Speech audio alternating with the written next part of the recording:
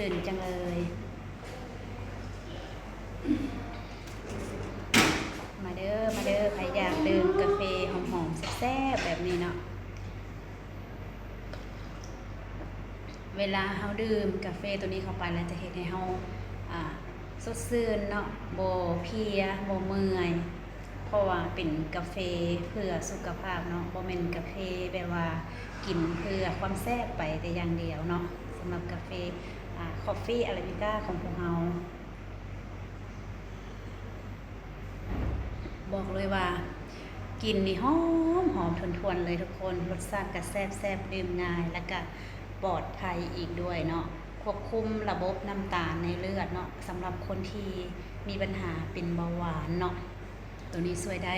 แล้วก็คนที่ถ่ายยากถ่ายบ่สะดวกก็เฮ็ดให้ถ่ายง่ายเพราะว่ามันมีใยอาหารไปเฮ็ดให้ลำไส้เฮาดีขึ้นแล้วก็เฮ็ดให้ถ่ายสะดวกถ่ายง่ายขึ้นเนาะหอมเลยตอนนี้